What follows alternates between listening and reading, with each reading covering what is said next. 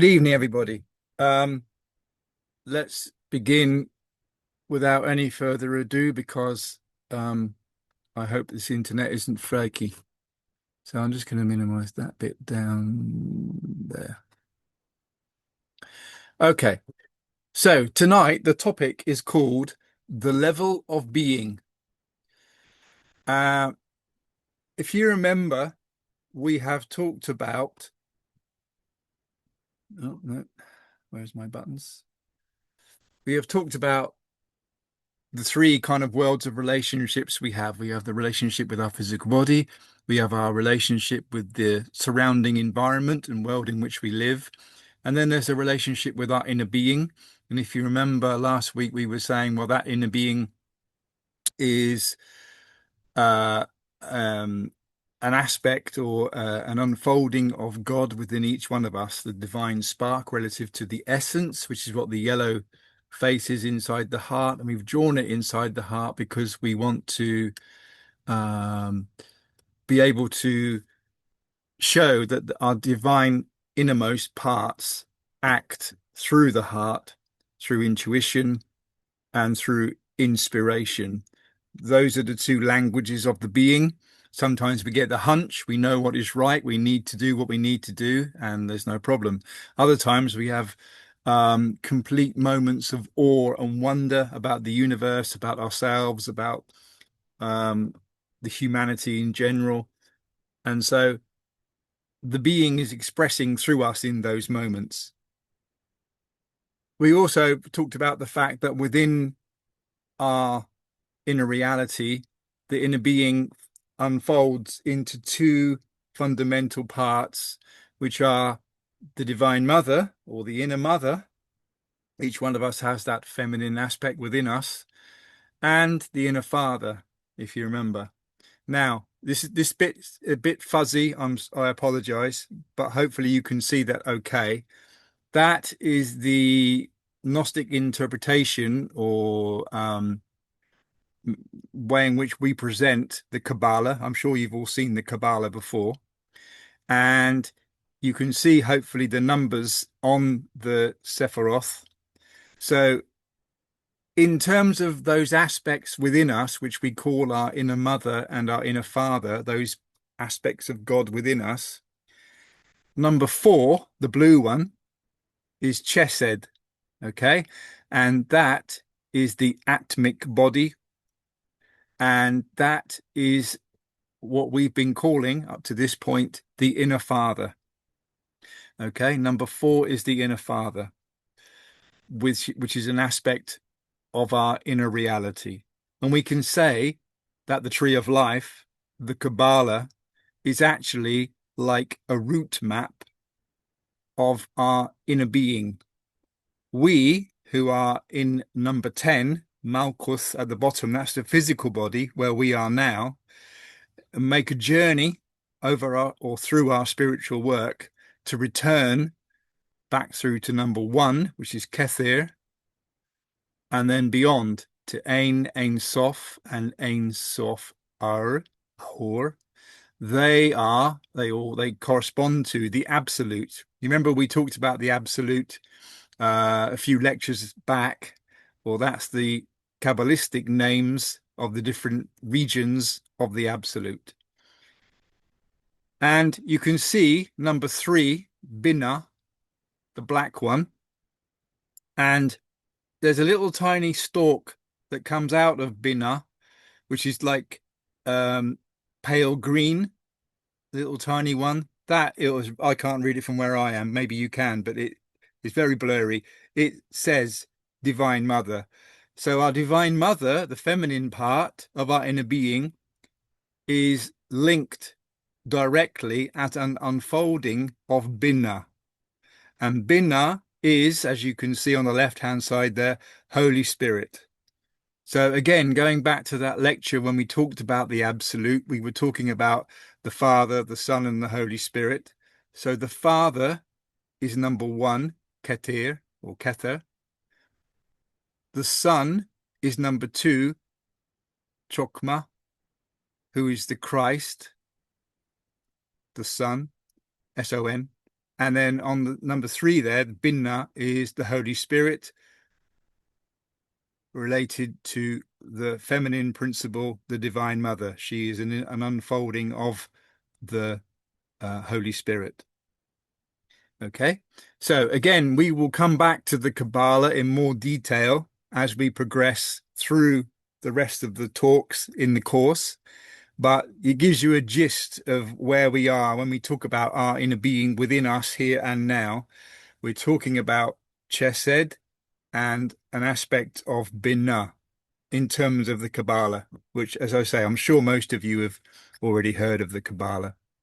So let's move on. Last week we talked about this. We talked about this path and the life. So the life is the horizontal part. We are born, we live our life, we have loads of situations in our life, our job, our family. We're children, then we grow up into teenagers, then adults, and then eventually, once we've had a car, once we've been in love, made some mistakes, we die. That's life, the life. And the vertical part is to do with our um, spiritual development, let's say. And where the two cross is this moment, here and now. If in this moment where we are right now in our life, if we focus on our heart and feel this moment, that corresponds to exactly that place. And if we're in the moment, in other words, we are actively conscious, aware of what is coming into our physical or into our mind through the five senses of the human machine, what is coming in to us through the senses, what we are feeling, thinking, acting. If we're aware of all those things, we are in that moment, which is that yellow blob. Okay. And as you all said last week, that forms this cross, and we'll come back to that in a moment. Why didn't that work? Yes. So you can see, therefore, that at any moment as we go through our daily life, we move in the way this is drawn from left to right. And also, if we are in the moment, we are able to increase our spiritual development through the activation of the consciousness, through the self, the observer and the observed, through the annihilation or the elimination of ego, or whether we do vocalization, whatever it is, whatever aspect of the practices we're doing, we start to move vertically, which means overall we have this thing called the wonderful staircase. Each one of us is moving up that wonderful staircase, but unfortunately, every time we identify with an ego, we're going to move down the wonderful staircase. We start to go downwards. So we can draw it like this. Okay, a summary of what we were talking about. We're on the horizontal, we're born and we die, and on the vertical, we are able to move in the vertical path. The external is related to the horizontal. Everything outside of us, any identification we may have. You remember that term, identification, and then following up with fascination when the ego completely manifests through us. And that gives us, therefore, a psychological gymnasium in which to live our life as students of Gnosis, because we practice being in the moment, we practice applying the practices we are doing, and therefore we get better and better at it. And so, therefore, becoming conscious of our daily life more often is possible because we become experts in the gymnasium. There's the spiritual development on the vertical path.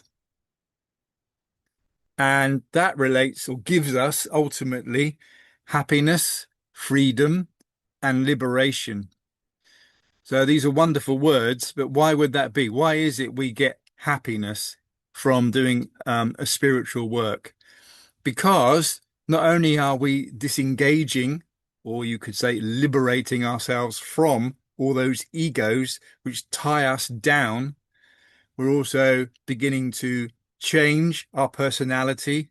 And when we become a different person, this radical change we mentioned a few weeks ago, then we start to feel the freedom which comes with that because the people around us uh, are more happy. They're having a better life because we're not so automatically mechanically reacting to them or situations. We don't generate problems for them.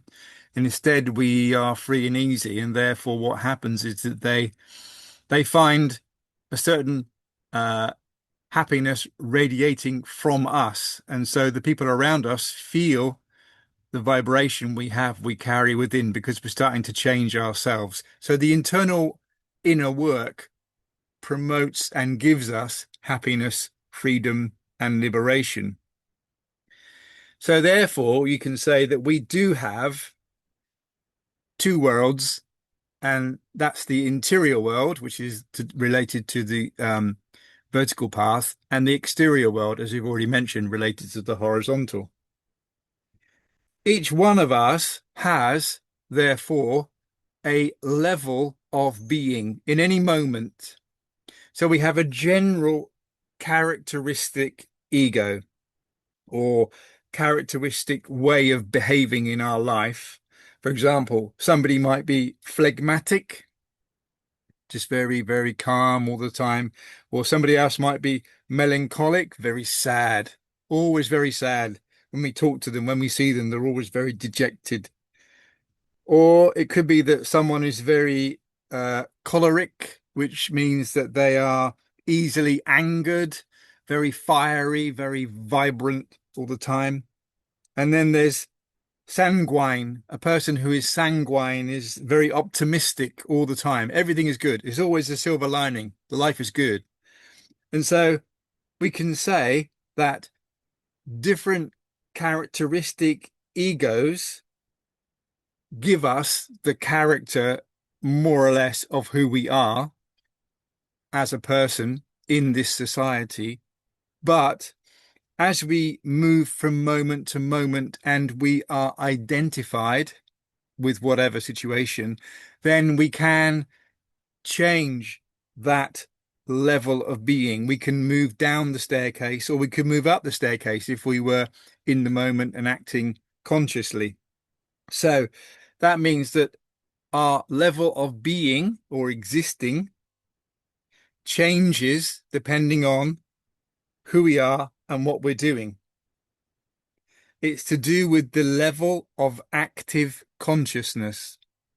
The more or the higher level of active consciousness we have, then the further up the wonderful staircase we will find ourselves in that moment.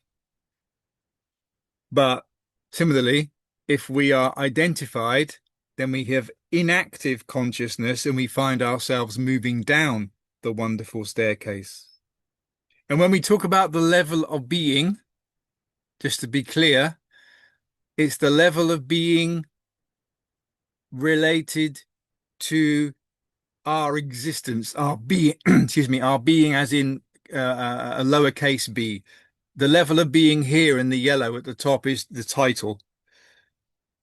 In fact, we can say that the level of being, if we want to talk about the title, we're not talking about the level or the levels, or rather, we could say we're not talking about the being's level, because the being's level is always 100%. The being is the being, and the reason for the being is the being itself, as the Master Samael says. That's 100%. But the the level of being, in other words, the level in which we live our life, changes from moment to moment, depending on how our interior states are um, aligned with the exterior events that are happening in the outside world.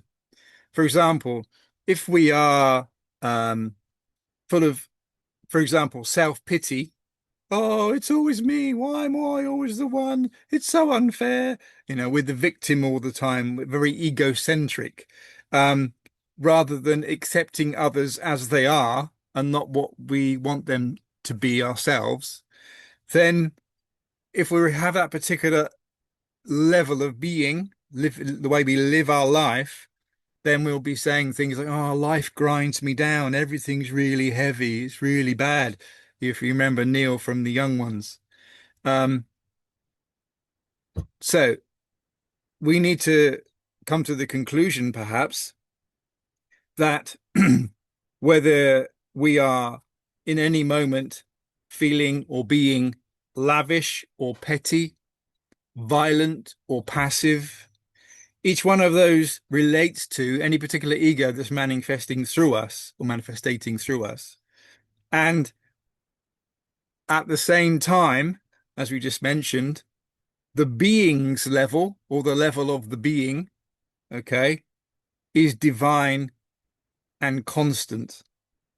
So the level of the being is permanent, divine, and constant, but our level of being ourselves changes all the time, depending on whether or not we are identified in any moment. Unfortunately, that's the way English works. We have two meanings for the word being. I do apologize. Okay, so we consider this wonderful staircase you can see. We need to observe ourselves and see where we are on this wonderful staircase in any particular moment. The point on the vertical is related to the horizontal through that moment. The level of being is that point. And we've already said the level of being of our morality and our values based on our particular psychology in that moment is what gives us that yellow point for each one of us. Okay. Now we've got this wonderful staircase, as you can see, and it could be that one person on that wonderful staircase, you can see the little person just I've just drawn on there, okay, could have a very high level of being. For example, a nun or a nurse or a doctor you may find with that level of being.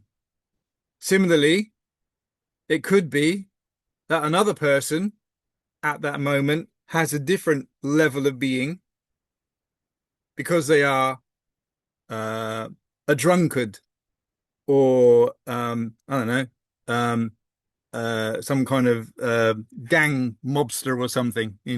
Just pick a bad guy. Um, so that shows that all of us are on the wonderful staircase, and all of us move vertically up and down on that wonderful staircase, depending on whether we are in the moment, as in consciously awake and aware, or not, if we're identified and fascinated. So it could be that the nun, who has got a generally characteristic life at a higher level of being, the top person there, the nun may suddenly start to think about something like, I don't know, money laundering or selling art or selling things which don't belong to her. And in that moment, her level of being will go down accordingly. So, you remember what we said last week and the week before about the external as a reflection of the internal. I think that was on the WhatsApp group as well. Okay, so the external reflection of which we see is of or comes from the internal. And in the same way, we can say that the way we are in any particular moment, i.e., the yellow dot, okay, attracts circumstances or events or people that show us our level of being. So we, as students of Gnosis on this course, if we want to find out where we are in the wonderful staircase, if we want to actually determine our level of being, we need to see what sort of people, situations, and events we encounter during our daily life, because that will show us our corresponding level of being. The exterior is viewed through or via the projection of the ego in which is manifesting in any particular moment.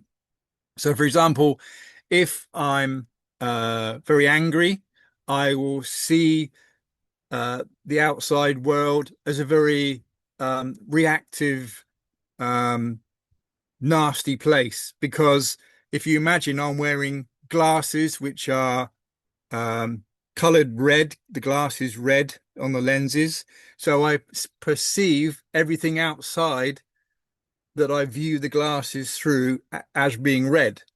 It's the same with the ego. If we have an anger ego, we will perceive the outside world in an angry or as something which is in creating anger within us. It's a projection.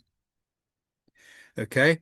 And what Master Samael says is that if we identify with those aspects within us, then nothing is going to change. So, for example, um, if we are suffering, if we're very tearful, or if we've been betrayed, or we've not been rewarded for something we've done and we were promised something, okay, we are reacting to the situations and the events in our life, but we're feeling the suffering, the tears, the betrayal, whatever it is.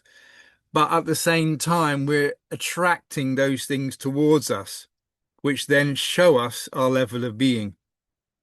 Okay. So at the same, well, what this is basically doing, the horizontal part of our life, yeah, is showing us where we are vertically. Yeah. The corresponding level of being, the level we are as we move along our horizontal life. So what we bring into our life on the horizontal gives us an idea of our vertical level, our level of being.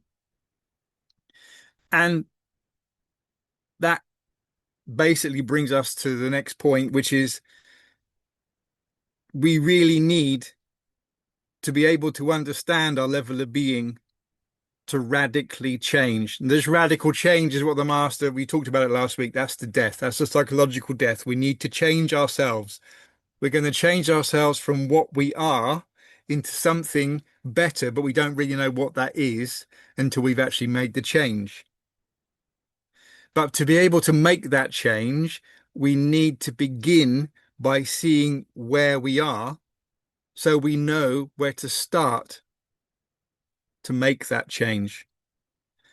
So, for example, and these are extreme examples, obviously, someone who's a drunkard or some person who's always drinking, they will always attract alcohol, pubs, arguments with the family. They may even attract friends who are other alcoholics. There's always issues to do with money. Um, People try who are in that way, they try to find new friends to try to reduce the alcohol consumption. But what we need to do is think of it another way. If we were to eliminate those egos, in this case, which of the alcohol, if we were to eliminate those egos, then we wouldn't need to do anything else because everything would change anyway, because what we'd attract into our life would be better and different. Our level of being would move upwards.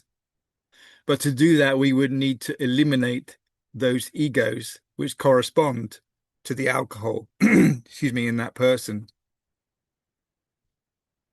Okay, so let's carry on.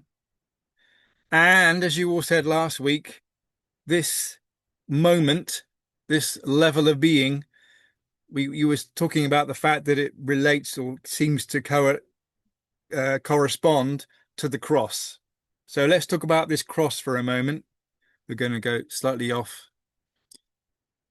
So you have the basic cross, the Christian cross, and we have four characters that relate to that cross, the four cardinal points. Okay. So these are Matthew, Mark, Luke, and John. Let's see them. John relates to air. Okay. And he's obviously, as you can see, the eagle. And John is um, often referred to or linked with the word.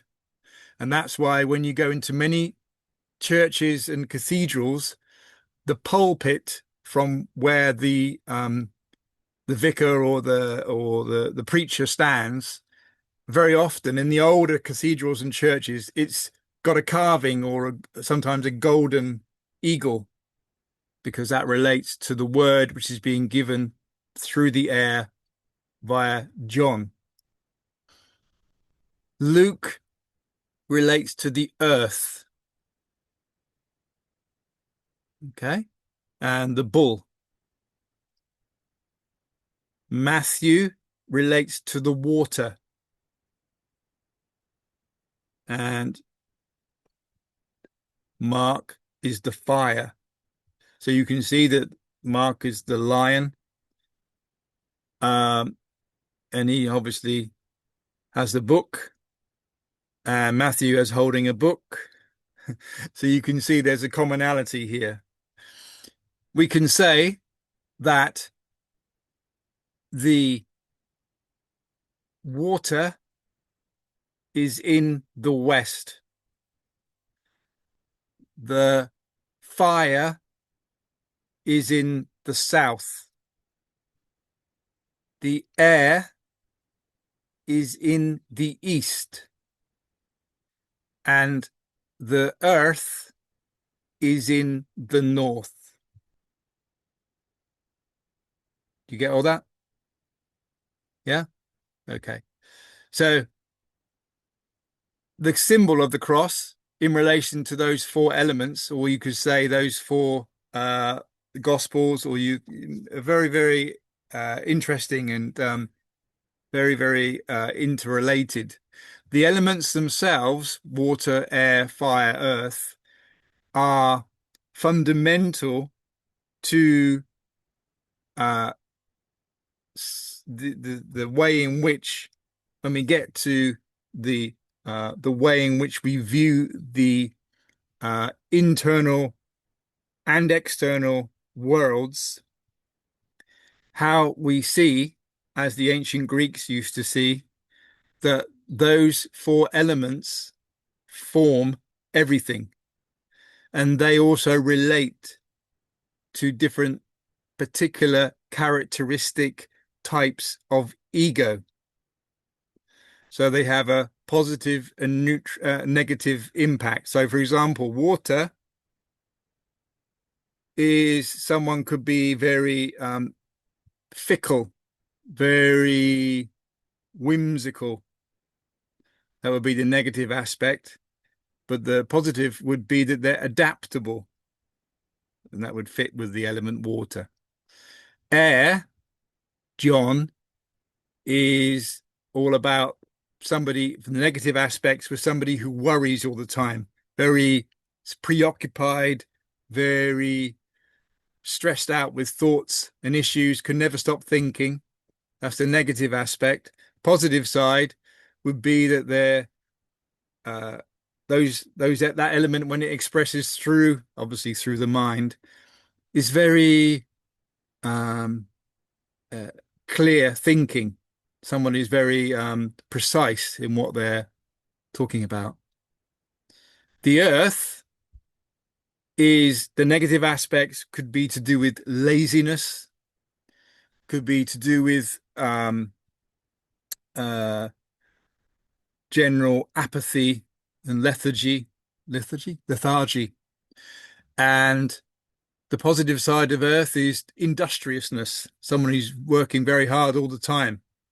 So it could be if they're working towards their spiritual development, then that's a good thing. And finally, fire. The negative side of fire, the element fire related to the ego, is related to the ego of lust, to anger, etc. But the positive aspect of fire is it's obviously got a lot of power and strength related to it. And you can see there that's a very strong lion. All of these characters, as you can see, have wings. So that shows us that they are and representations of angelic entities. All right. So that's what you asked me about last week. So I'm going to carry on now. Um, if you remember this picture, you've seen quite a few times now, the observer and the observed, and the way in which the ego manifests through the inferior centers of the human machine. If we're able to apply those practices, or this practice of the observer and the observed, I've lost my cursor. There it is down there. Then we're able to start to see and determine our level of being. You know from previous talks that the mystical death is related to the external world. So if you move along that life, that horizontal life, and all the things you meet, and all the people and all the situations, that's our external world. And the death, therefore, the psychological death, takes place there. As the egos within us try to react and manifest in relation to the things we experience in the external world. The birth is related to our three-dimensional physical body, and in particular, the management of energy. Okay, and we're going to come to that in a few weeks' time, a bit more detail about the management of the energy in the physical body. And then finally, the sacrifice for humanity, as you would expect, is related very much to our inner being. And these three places, or these three relationships, go very well together. We can see that the sacrifice for humanity, when we talk about it and think about it in terms of our inner being, our inner mother, our divine mother, is, we can say, suffering for us because we've got all these egos.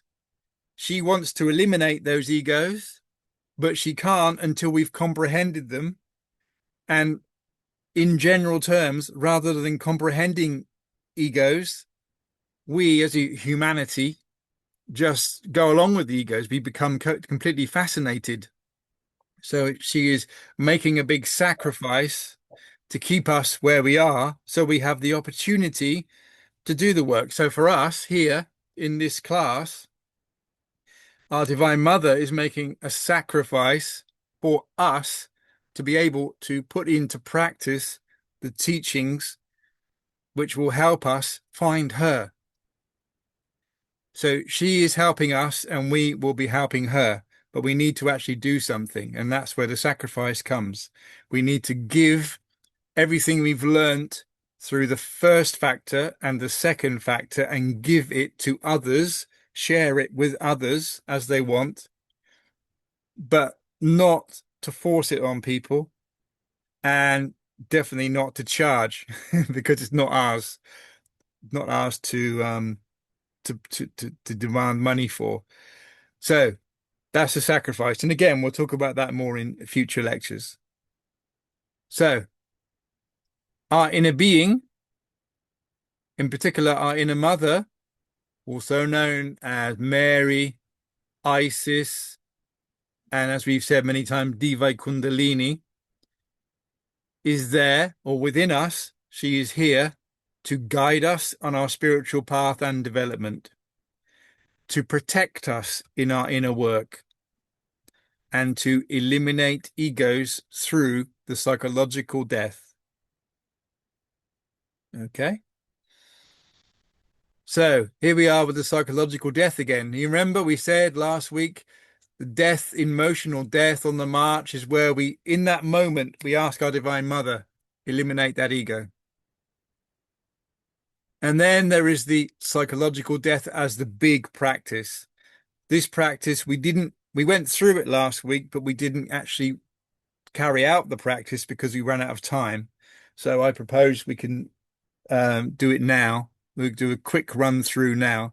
But in particular, we want to focus on the fact that we need concentration. And to be able to concentrate, we need to focus because our mind is generally like this, scattered. We're all over the place. And what we need to do is focus our mind so that we move from total chaos to having one thought, which is concentration.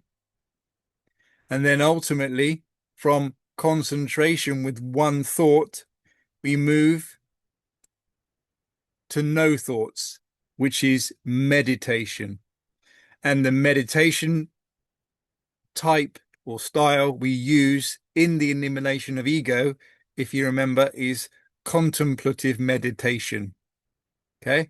Contemplative meditation is where we ask our Divine Mother to give us comprehension about that particular ego which we're studying, which we've analyzed and we've understood. We ask for that comprehension and then we wait. We have no thoughts in our mind. If any thoughts do come, we let them pass like a cloud. Okay? We are going to have no thoughts, but we ask our Divine Mother to give us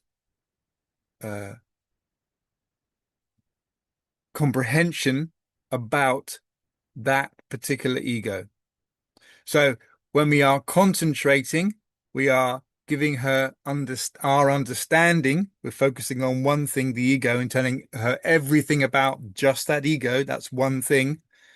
And then we move to the meditation where we have no thoughts, but we allow her, our Divine Mother, to give us through intuition or inspiration or conscious memory that comprehension which we need. And when we have that comprehension, we can then ask our Divine Mother to eliminate that ego, if you remember. Okay, so